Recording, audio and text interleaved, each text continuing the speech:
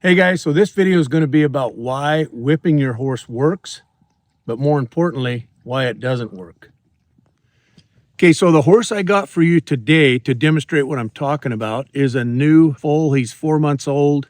He just come to our place. He's brand new, so it's going to be the very first horse-human conversation.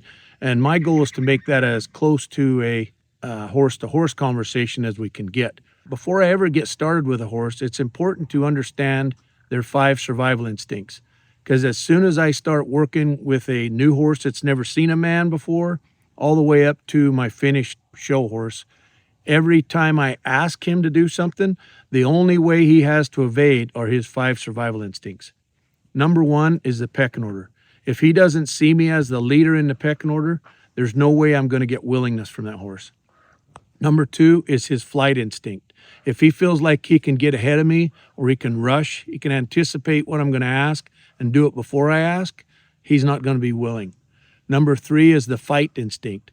If he feels like he can lean on pressure, he's not going to move from that subtle command. He's going to make me make him. So those 5 instincts are the pecking order, flight, it's when they try to run away from a command, fight, when they try to lean on a command, and do the opposite. So go the other direction or do the opposite of what you're trying to ask them to do. And they have to clearly understand what you're asking them to do in order for you to clearly see they're trying to do the opposite. And the last thing on the survival instinct is conserve energy. That's why everything works. When you hear every method you've ever heard from training horses, almost every method, will have conserve energy in there. When we lead Mommy in here, he's going to follow, and when we lead the Mama out, he's going to want to go with Mama. So I'm going to own that ground. That's going to give me my first opportunity to have a conversation with him right here, keeping him away from Mama. So I'm just going to push him back, and each time I push him back, I'm going to make him more sensitive. You're going to see how I create more sensitivity each time I make him go away. And then you're going to see him, once he accepts that sensitivity, just like a horse would accept another horse pushing him in the pecking order, you're going to see him move off and stop and put his head to the ground. But before that happens, he may try to run to the left. When I try to push him to the right, he'll try to go to the left and vice versa.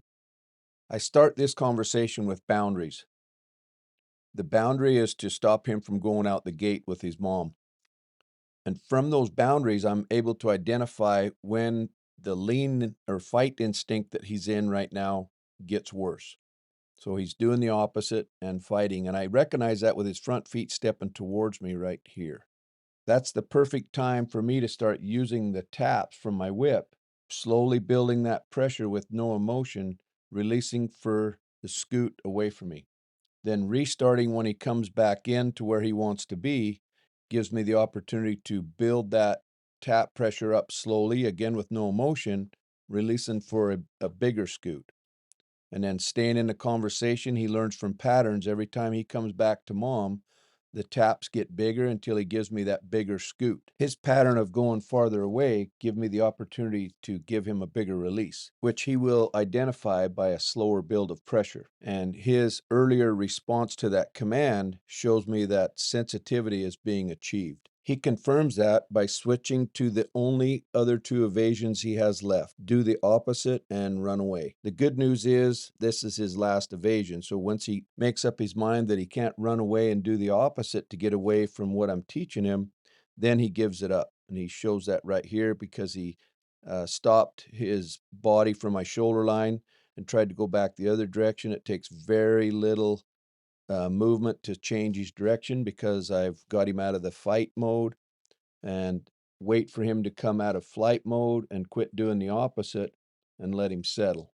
It's very important when I see him make that decision to settle that I give him that time he needs to rest. By allowing him to rest right now is how I'm capitalizing on his 5th survival instinct, conserve energy, and using that instinct to conserve energy in my favor. Letting him rest at strategic times also breaks up my conversation. My first conversation was about keeping him away from mama. That gave me the opportunity to work on sensitivity And once I achieved sensitivity, he gave me the opportunity to work on do the opposite and run away. After I minimized his runaway evasion and his do the opposite evasion, I'm able to go back to boundaries of my shoulder lines to further my conversation. What I'm looking for to further this conversation is his acceptance in the pecking order. I achieve that by continuing to send him around or threaten to send him and releasing for just head down without taking a step. Now, while I'm doing that, I'm also collecting data and learning through his patterns, confirming all the things that he's learned in this lesson to this point. Number one is he stays away from mama. He's shown me that when I'm asking for acceptance now, and he's not giving it to me, but I continue to build the pressure slowly, causing him to move. As he either has to put his head down to stop me from moving him, or he's going to have to move. Once I start that send, he cuts the arena in half the opposite way. So he clearly shows me that he's not going down by mama. He's going back up on the opposite side of the arena, round pin where he's been getting the release. He's also shown me that he's more committed to direction. And the horse doing the opposite of what I'm asking him, guys, he's going to continue on throughout his training. The important part is that I recognize it and know how to deal with it. So I'm still waiting on submission. I'm going to reward him when he puts his head down, working on boundaries of my shoulder line. So now he clearly showed me he made a big change in how far away from my shoulder line he stopped. And stopping further away from my shoulder lines tells me that he's starting to understand to follow a feel and stop from my feel coming off. And that's what lets me know that he's close to acceptance in the pecking order, because he's no longer in runaway evasion. He's listening to the push that I'm applying to him, and he'll only start moving as much as I ask him to move. So that's why I give him a longer break here. There's a prep to say get ready to go. I'm going to release for any sign I see of his nose going down or any sign of movement. So you could see when he took off, he went a little too far, but I adjusted my shoulder line, and that's why he turned back. So now my conversations are getting more detailed and more to the point. And so I put him right back where he was again. And it's me having those 7 steps gives me the ability to even have this conversation. And it's because I've learned from working so many horses what's coming next. So I can predict their every move, because they all do the same thing once I robotically do the same thing. So right here, it's the head. This is the first time I released for head first.